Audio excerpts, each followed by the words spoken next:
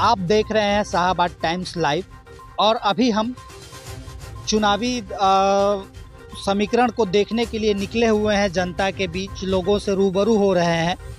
इसी दौरान हम अभी रामगढ़ विधानसभा के इसरी पंचायत के बीडीसी है सदस्य हैं, नोनार पंचायत के भागवन से सुरेंद्र कुमार यादव जी हैं। आपको बता दें कि ये बहुत पहले से राजनीति में है, सक्रिय राजनीति करते हैं, लोगों के विकास के लिए राजनीति करते हैं। सुरेंद्र जी, अभी क्या स्थिति चल रही है राजनीति की?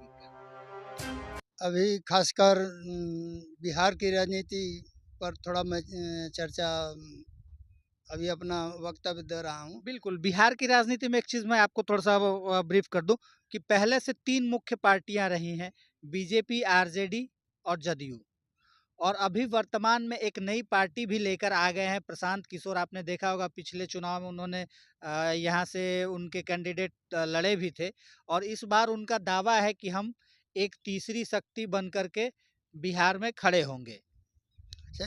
मेरा मानना है अपने जो राजनीति जो 10-20 साल राजनीति में सक्रिय रहे हैं, उस हिसाब से इस साल बिहार में जनता परिवर्तन चाहती है। तो परिवर्तन चाहती है, क्या चीजें हैं परिवर्तन में? मुख्यतः क्या हो परिवर्तन हो?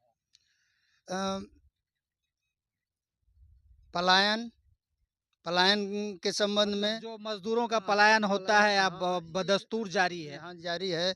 और शिक्षा को लेकर और भ्रष्टाचार पर भी लोगों का ये है, पलायन, भ्रष्टाचार, शिक्षा, यही सब।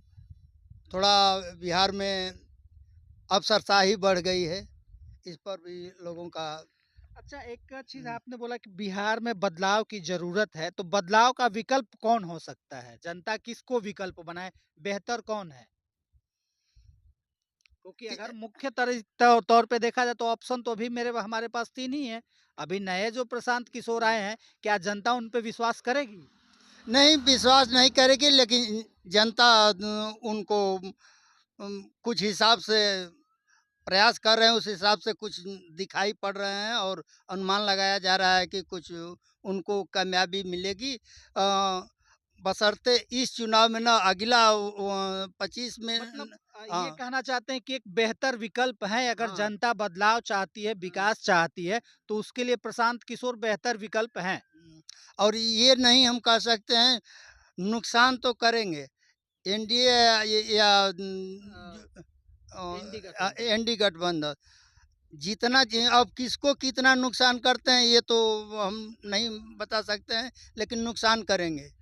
इट मीन्स कि प्रशांत किशोर जो हैं वो बेहतर अभी लोगों के बीच जा रहे हैं, बात कर रहे हैं, तो आपको भी लगता है कि बेहतर करेंगे वो? करेंगे। और एक और मेरा मानना है कि जो बिहार के युवा हैं, वो विशेषकर युवा मुख्यमंत्री जैसे तेजस्वी यादव के प्रति उनका ज़्यादातर नौकरी वोकरी को जो 17 महीने की उनकी सरकार थी, उसमें उपलब्धि के तौर पर नौजवानों का रुझान है कि शायद अगर उनको मौका दिया जाए तो सबको देखा गया, इसको भी देखकर एक बार उनके हाँ। प्रति भी विश्वास ये किया अच्छा, जाए। जो है रामगढ़ की राजनीति शुरू से ही एक दल कहें या एक परिवार कहें, उनके केंद्र बिंदु पे रहा। विगत पिछले 2015 में वो परिवार से बाहर निकला, फिर उसी पार्टी के पास कहें या परिवार के पास चला गया।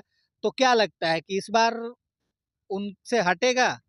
और मेरा मानना है, रामगढ़ विधानसभा की मैं बात करूं तो ये राजद और बीजेपी दोनों में ही टक्कर है। और कौन निकाल सकता है ये तो मैं नहीं कह सकता, ये तो जनता का, लेकिन जनता का रुझान बसपा और ये आपका भाजपा, दोनों में टक्कर है। और मेरा मानना है कि तीसरे स्थान पर पूर्व में रहा है और ये राजद तीसरे स्थान अच्छा, पर आप रहेगा। जन सुराज से रामगढ़ में किसको बेहतर प्रत्याशी समझते हैं? और अभी क्या विकल्प है? जन सुराज के पास विकल्प कौन हो सकता है? मेरा मानना है कि उपचुनाव में जो जनस्वराज का लहर चल रहा था, रामगढ़ में, बिहार की तो मैं नहीं ये जी, पूरा, बिल्कुल। लेकिन रामगढ़ जो, रामगढ़ विधानसभा से हम लोग आते हैं, तो रामगढ़ में जनस्वराज का आधार घट ही रहा है। उपचुनाव के जैसा लहर लोगों में जु जो जुड़े हैं उसमें भी कुछ लोग हट रहे हैं। उसको तो संगठित करने के लिए क्या करना है? प्रत्याशी किसको बना सकते हैं? मतलब आप लोग जुड़े हैं या कुछ दिन सक्रिय रहे हैं, तो क्या लगता है कि प्रत्याशी कौन हो सकता है जनसुराज से? अब देखिए, जन स्वराज से प्रत्याशी रामगढ़ विधानसभा, मेरा मानना यह है कि रामगढ़ विधानसभा का ही प्रत्याशी होना चाहिए। अदर दूसरे विधानसभा का बेहतर होगा, मेरा मानना है। और पार्टी और सारे लोग जो है उनका तो निर्णय तो उनका है, सोच उनकी लंबी है। हम अपनी छोटी अनुभव के आधार पर मैं अपनी बात रख रहा हूँ कि रामगढ़ विधानसभा का ही होना चाहिए, बेहतर होगा। बिल्कुल, जैसा कि आपने देखा अब ये थे हमारे साथ सुरेंद्र कुमार ये सुरेंद्र सिंह यादव जी जिन्होंने बेबाकी से अपनी बातों को रखा और इन्होंने स्पष्ट कहा कि जनता बदलाव चाहती है और बदलाव के लिए बेहतर विकल्प जनसुराज हो सकता है। लेकिन बहरहाल इन्होंने ये भी एक चीज़ कही है और बहुत सही बात कही है कि जो जनाधार पिछले उपचुनाव में था जनसुराज का, एक नई पार्टी उभर के आई और इतनी जल्दी एक अच्छे जनाधार को बनाया, वो जनाधार कहीं न कहीं अभी घट रहा है और उसको लेकर के यहाँ पे कौन बेहतर विकल्प होता है, ये जनसुराज को देखना होगा। फिलहाल अभी आपको बता दें कि यहाँ पे कैंडिडेट सिर्फ़ और सिर्फ़ आरजेडी सॉरी राजद और क्षमा चाहते हैं, यहाँ पे कैंडिडेट सिर्फ़ बहुजन और बीजेपी 2 का तय है। राजद से आपको बता दें कि यहाँ पे जगदानंद सिंह के सबसे छोटे सुपुत्र अजीत कुमार सिंह जी चुनाव मैदान में थे उपचुनाव में। लेकिन इस बार अगर सूत्रों के हवाले से बताएं तो इस बार अभी तक टिकट कंफर्म नहीं हुआ है और उम्मीद लोगों में ये भी चर्चा है कि शायद ये टिकट अजीत सिंह के पास न जा करके किसी और को मिलेगा। और रही बात जनसुराज की, तो जनसुराज का भी अभी तक क्लियर नहीं है। हालाँकि वो जनसुराज का जो फ़ॉर्मेट रहा है, उस फ़ॉर्मेट के अनुसार बहुत समय लगेगा उनको प्रत्याशी चुनने में।